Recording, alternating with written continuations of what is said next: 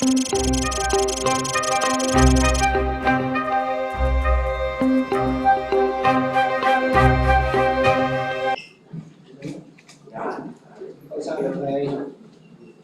morning. Anyway, I called this press conference because everybody wants an exclusive, and it's not fair to give an exclusive to anybody, especially that. And again, I don't have the time of day to answer every question from individually, so let's just do it this way. No? Yesterday, I received a phone call from Secretary Alam Abalos at before 10:30 a.m. about a witness, middleman,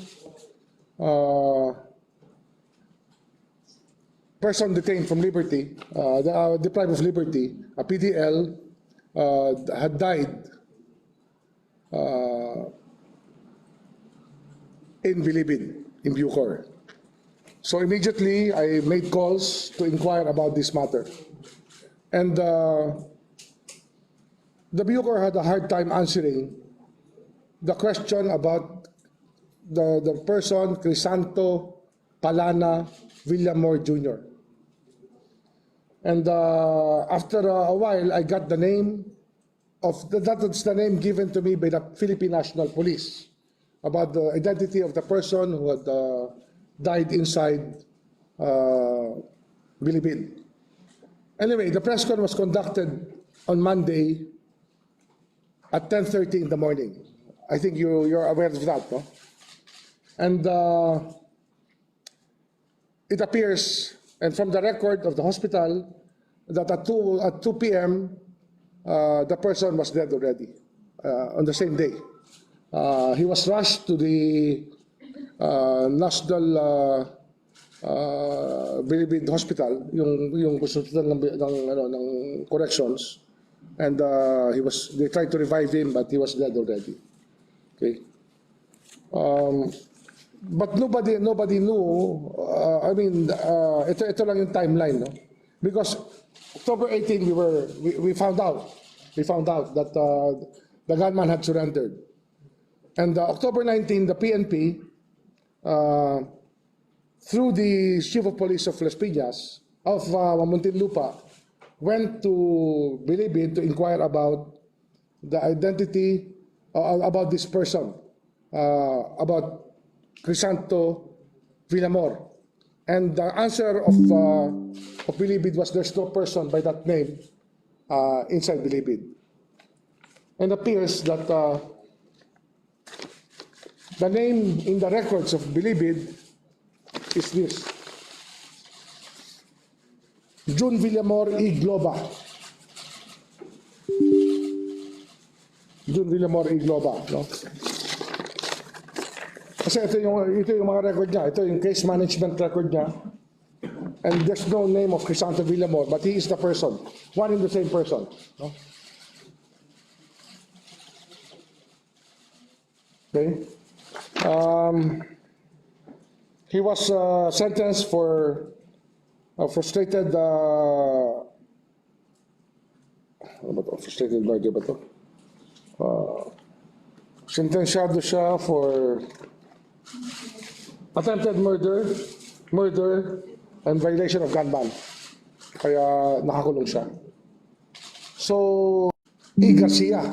And then, in the case where he was sentenced, his name is June Villamor y Globa.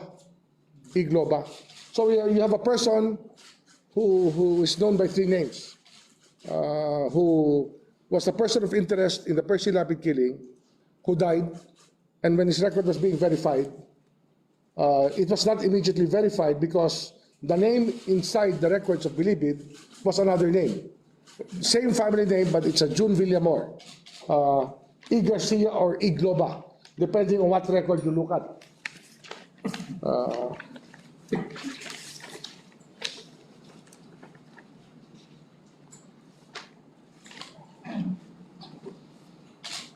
Yeah. Pero sa ibang record naman, E. Globa, no? But I think his name is really Crisanto Villamor E. Globa. Sometimes it's very hard to determine, but we know he's one and the same person. Anyway, the gunman pointed out to two players or two actors in the conspiracy. One of them was this person, Villamor, and another person was pointed to who was in BJMP, in the facility of the police in Taguig, and he's now under custody. So that will clarify the question about middlemen, the role of middlemen here. And it also points out a lot of things about our correction system and the carpeta system. Many of the things we're trying to reform right now, na problema talaga ng ating corrections and correction system, which is the carpeta. No? Carpeta is the record of the prisoner. Kagaya nga nun, ito imagine, no? When you ask for it, you think it's instantaneous. You can actually get it instantaneously. But remember, Bilibid has 29,000 inmates. In Bilibid alone, 29,000 inmates. 17,000 in the maximum security prison. That's bigger than a small town, and it's as big as the largest barangay in this country. No? So this is no joke, no? Pagdating dito sa bagay na to. Ayan, no? So what do we do now? How do we move forward from this, no? Kasi nga ito, no? Nag-validate ang police noong 19.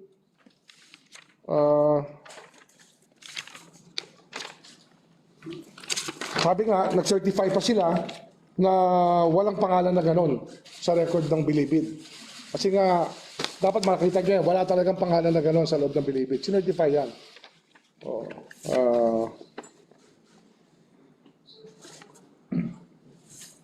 Ito yung chief of police ng Las Piñas talking to the corrections officer. Corrections officer Lim about this matter. And this is a document provided by Lim about the case record of June Villamor. June Villamor. Na, the same name as the deceased. Yung namatay, yun. So ito yung record nila ng namatay. June Villamor. Okay?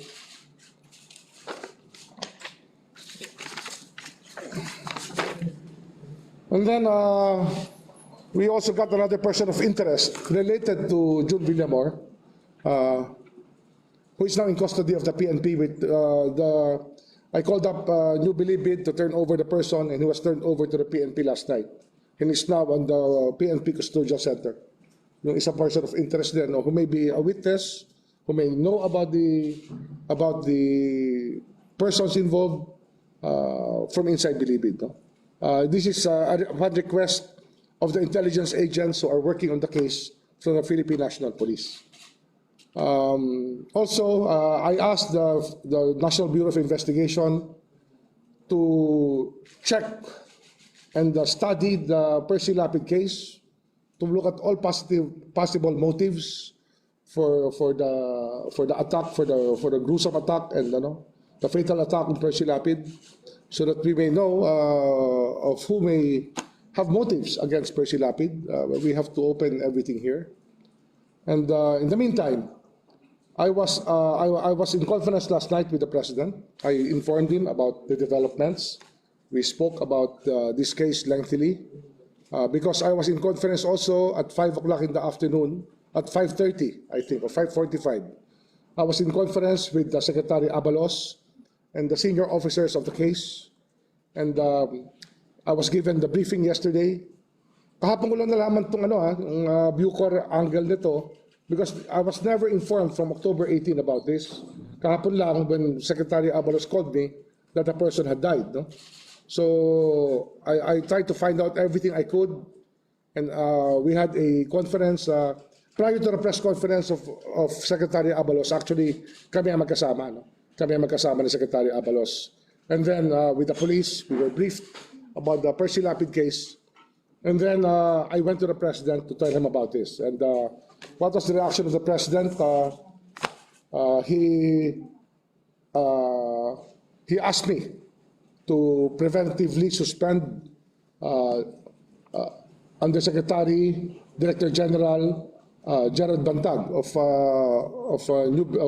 BUCOR, so that there may be a fair, impartial investigation on the matter, so that all doubts will be put to rest that there are no sacred cows in this administration. And at the same time, that he asked me to appoint an OIC in New Bilibid from directive from an order of the president. We'll be appointing Gregorio Catapang Jr. as OIC of BUCOR. Gregorio Catapang Jr. was the chief of staff before of the Philippine military, the whole Philippine military. So the floor is open to questions now. Good morning, Secretary. Secretary, kasi may mga nagsasabi na scripted, marami pong nasasabi na bakit abrupt, ganun yung nangyari sa case, namatay yung nasabing middleman. Your thoughts about it po?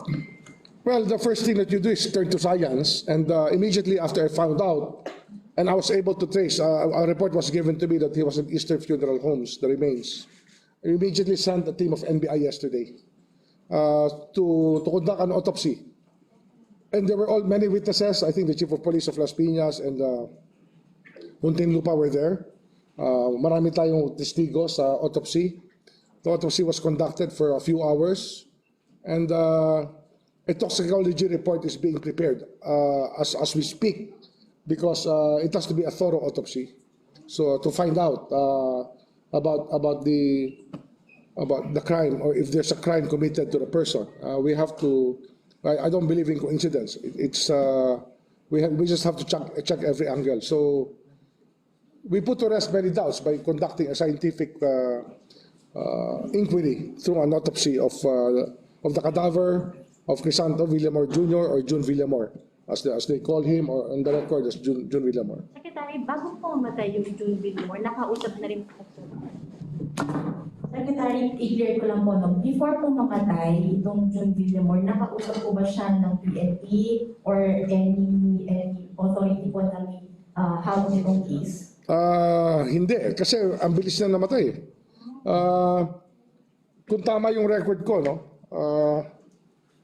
Hanapin ko lang.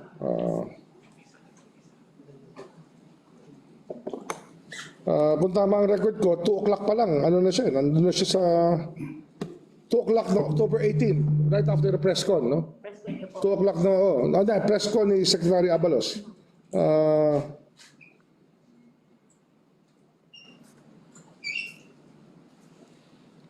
Hanapin ko lang,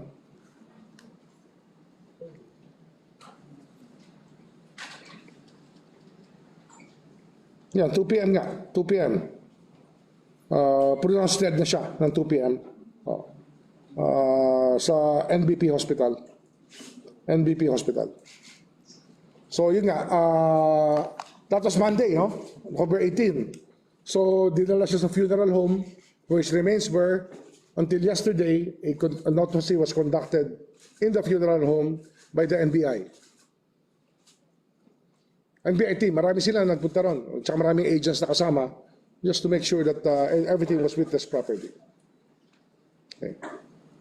Secretary, may Gonzales po sa DCRH. Ayun na kayo dun sa bago tumapas lang si Percy Lapid, meron siyang binatikos na official ng Bureau of Correction. Yes, actually I saw that a lot of people were sending me that a long time ago. Hindi naman sikreto yung video na yon, no?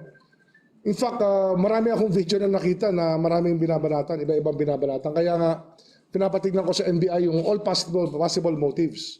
Kasi hindi lang naman isa ang binanatan, maraming binanatan, no? So, it's just that we have to put matters to rest para naman lahat we be very thorough with our job.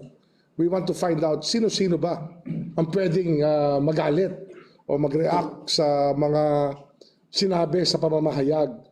You know, that's the problem nga, kaya nga media security is so important, no? Kaya we were so happy that nakuha natin ang suspect, and the gunman is in custody, and nakakaano lang talaga, nakakagulat lang talaga. We have to look at all possible motives and all possible masterminds dito sa bagay na to.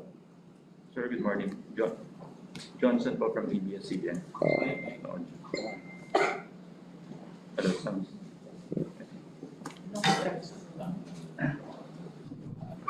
Secretary, good morning. Johnson for from ABS-CBN. Sir, meron ba tayong timeline? Kailan lalabas ang result ng autopsy? We're waiting for the toxicology report to come out, and we will release it as soon as we have a result of the autopsy results, as soon as we have a result of the toxicology report. Secretary, may paliwanag na po ba kasi nung morning kahapon, may interview po sa PNP na secured na si middleman, and then lumabas yung report na patay na pala siya noong October 18 pa. May paliwanag na po ba ang authorities about that? Yung may paliwanag ba ang May paliwanag na po ba doon kung bakit hindi nagtutugma yung sabi ng PNP secured na si middleman kahapon, pero patay na pala siya noong October 18? Dalawa kasi middleman na pinag-uusapan dito, no? May isa pang middleman na who came from BJMP facility in Taguig, no? In Taguig, maybe Camp Magundiwa, I don't know what camp it is, no? So they have one in custody. They had one in custody already. Ang sa akin lang, sayang, if I was informed that we had to secure somebody inside Bilibid, that could have been done very early. Like if like last night they requested me to secure the other possible witness. In 1.5 hours, the person was already with the police. We were able to secure the person immediately, but I was not informed by the police about this. So that's it. No? Coordination is very important, and there was probably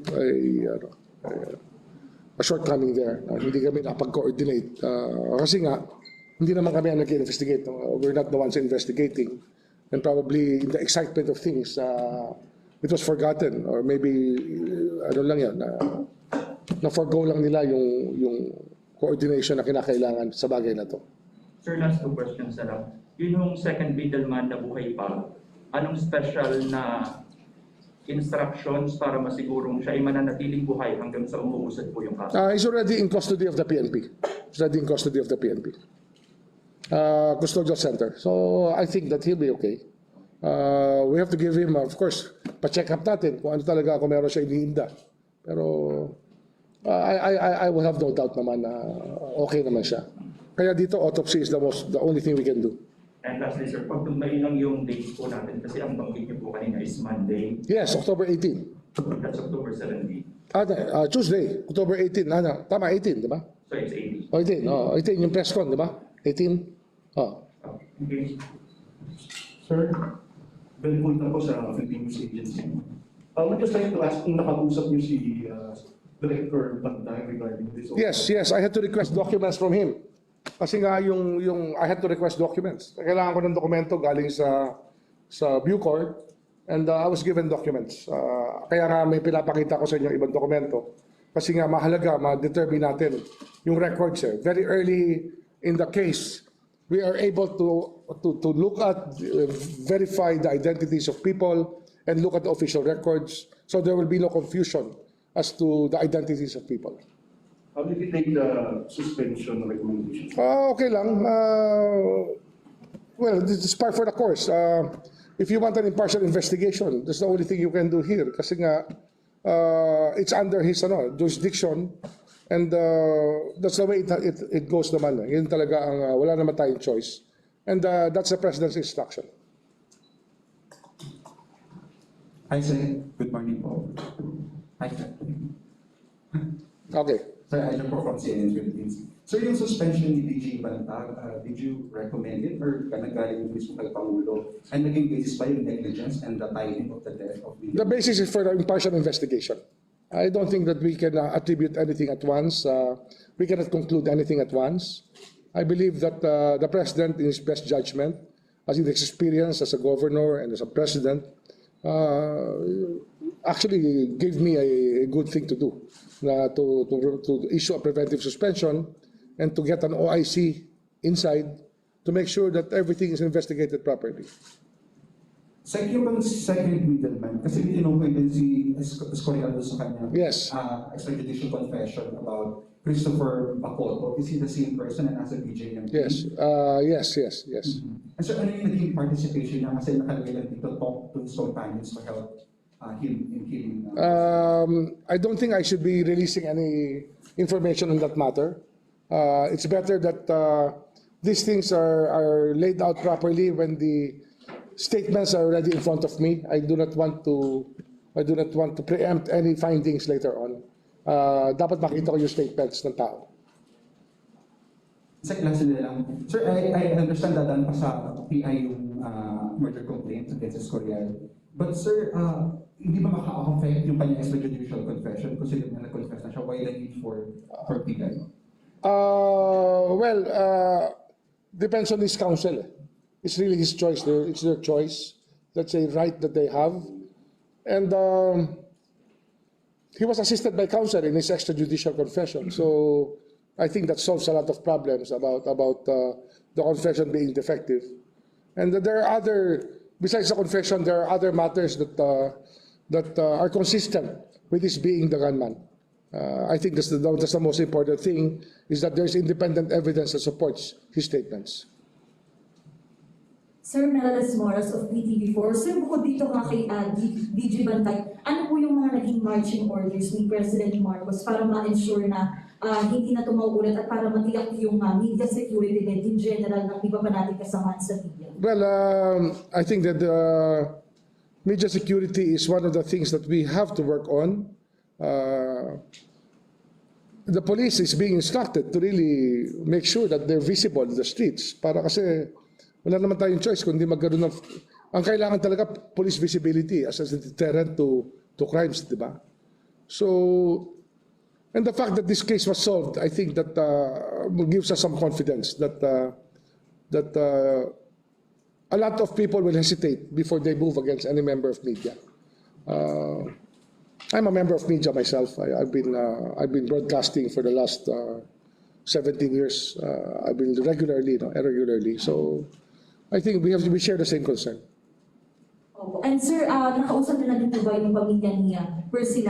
At ano po yung mga... I haven't, no, kasi when it happened, I was in Geneva, so I couldn't attend this funeral. I couldn't speak to them, but I will seek out the brother, Mr. Babasa, to able to ask maybe to share a few insights about the case.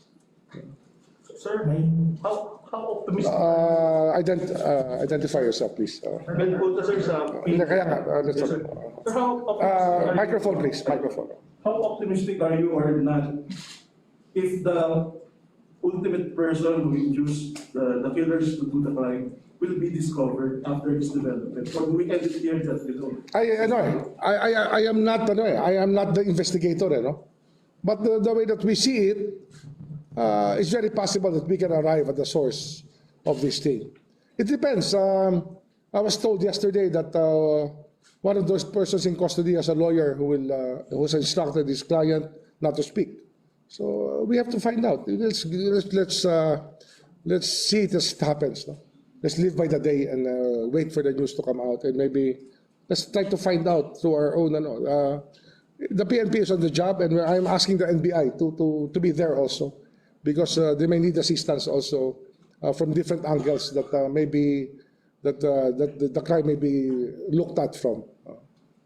Good morning, Sir Soj Remulla from Rappler. I have two questions lang po, clarification lang po, kasi parang kahapon lang po nasabi ng PNP and DILG na parang meron po pong second middleman. Well, in fact, yung DOJ briefer po natin, we already mentioned po na on October 18, nagbigay ng statement itong si Escorial na pinangalanan niya nga po itong si BUCOR. Nag-explanation kaya din, sir, bakit late po na nasabi na dalawang middleman? I don't know. I just got briefed yesterday. I was not involved in the case until yesterday, when I was told that Villamor had passed away in Bilibid. Then I had to get involved already, because alam mo yan, PPI lahat yan, so dadaan din naman sa amin yan. So I couldn't really meddle from investigation to actual prosecution. I could not meddle in that way. Last question po from the Secretary. Base po dun sa statement and press conference ni SILG, sumuko po si Escorial na October 17. And Yes. Inisend po siya na October 18. Question lang po, bakit po kaya parang hindi nagkaroon ng security kung October 17 nalaman na po na nag-surrender na po si Escorial, and then the day after pa naman po namatay si yung ating po alleged middleman? I have no answer for that. No? I have no answer for that because sabi ko nga, I found out everything yesterday. In fact, on last, I don't know if Monday or Tuesday, basta nung mag-usap kami ni Secretary Abalos, no? Nung after the press conference, he was just telling me about BJMP. He was not telling me about Bilibid. He didn't seem to know about Bilibid. So we were not that informed yet. I think that he was speaking from initial validated data, but not complete data pa at that time. And sabi ko nga, I even asked him yesterday before he called me up if it was BJMP or BUCOR, because yesterday morning I was asked by Deo Macalma when he called me up and I was asked to in an interview, and then I noticed that he was always speaking about BUCOR, and I had no idea. I had no idea because if I'm not informed, I have enough things to do to with my time, di ba? But when you're informed, you really have to give it priority. So that actually set me asking questions from 8:30 in the morning up. Kahapon buong araw, ito na lang talaga tinatrabaho natin kasi dumating na nga sa punto na from there, from Deo Macalma's interview to me, I had to seek out Secretary Abalos, who was then in Leyte with the President. And we were texting each other about it. Doon ko lang nalaman isa-isa yung mga nangyari.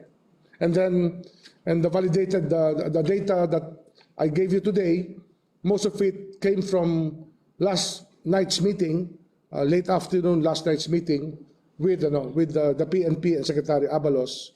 And of course, my subsequent meeting with Director Bantag, DG Bantag, to get the data about the person. Kaya alam ko ang pangalan niya sa record ng BUCOR is June Villamor and not Crisanto Villamor. Kasi ano yan alam mo naman, ito nga yung gusto ko yung pinag-uusapan namin kanina ng mga undersecretary ko, no? The importance of the carpeta system. Kasi nga, ang carpeta is the record of every prisoner. Unless you get a complete record of every prisoner, some of them serve beyond the time that they should serve. Some of them have identities that are not actually validated. So it's so important that we're able to get a biometrics and biometric induced or biometric based carpeta system to make sure that all of these records are consistent. At the same time, it helps us free them at the right time. Kasi ang carpeta, from the time of arrest to the time of detention, dapat complete record dyan. Mga cause of it, saan to the detained, anong dates. That really gives you a good idea of how to treat a prisoner humanely. Ang nangyayari kasi nga nito, it just shows to us that there's a gap. The names itself is a gap. No? I think that the name of Crisanto Villamor Jr. came from the PNP clearance system because they're the ones who gave me the complete name. And then in the records of the court, in the Supreme Court, the decision was Jose Villamor E. Globo. Globa ba? Hanapin ko para lang it really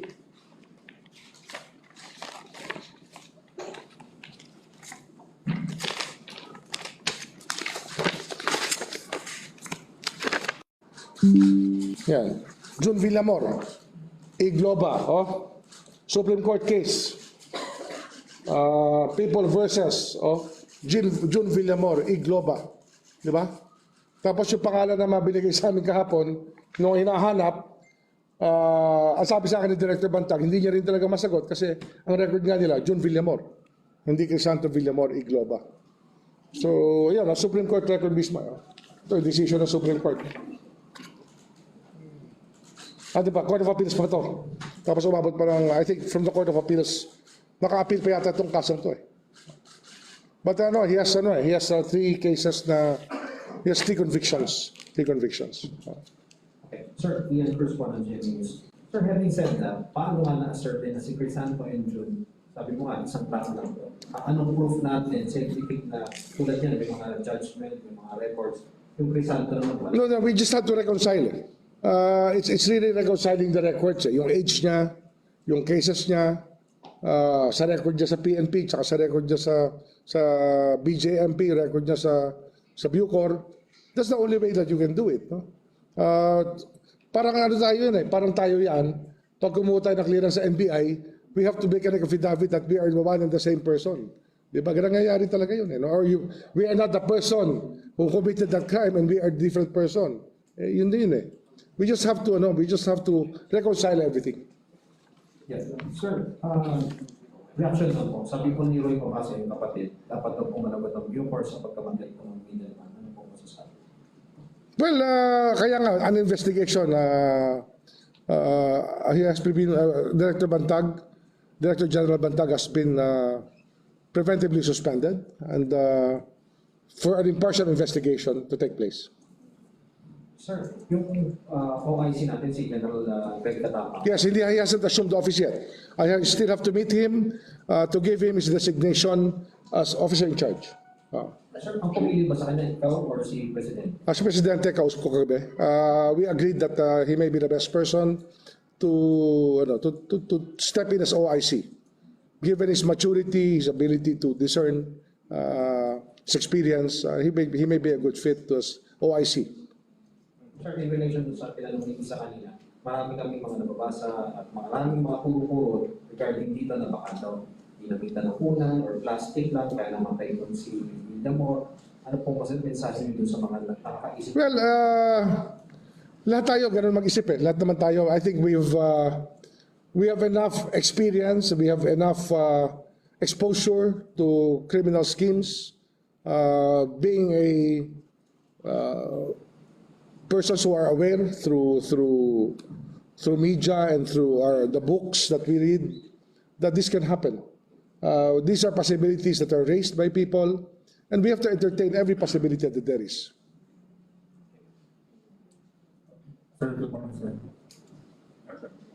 Sir, Jerry Domingo from Manila Bulletin. Sir, gano'ng katagal po magiging preventive suspension kay... Indefinite siya, siyempre. Indefinite. We cannot have a definite preventive suspension. It's indefinite. As long as the investigation is there, as long as there are findings, then let's put the matter to rest. Sir, tapos did you get a sense on how did he felt when he was told he was being preventively suspended? He's a sport. Okay naman, wala namang problema. I think he took it well when I told him, face to face. I told him. Kanina, early morning. Secretary, isang question na lang po. Kasi ngayon pinag-usapan natin yung middleman pa lang Pero paano po yung mastermind? Kayo po ba, personally, meron na rin po ba kayong nalaman or nakuha information po about it? Wala pa. Sabi ko nga sa inyo, I was briefed only yesterday about what the police knows, the different angles that they're looking at, and we have to look at the evidence. We have to look at the evidence as we go on. We have to investigate further into this. Yung po nasa custody po ng BJMP, meron na rin po ba siyang nasabing like personality man lang? Ayaw pa raw magsalita. I cannot speak for him. I haven't talked to him. I have not seen him. But according to the police, he has a lawyer who says that he cannot speak about it. But we'll find out. We'll find out. Hindi po. Okay?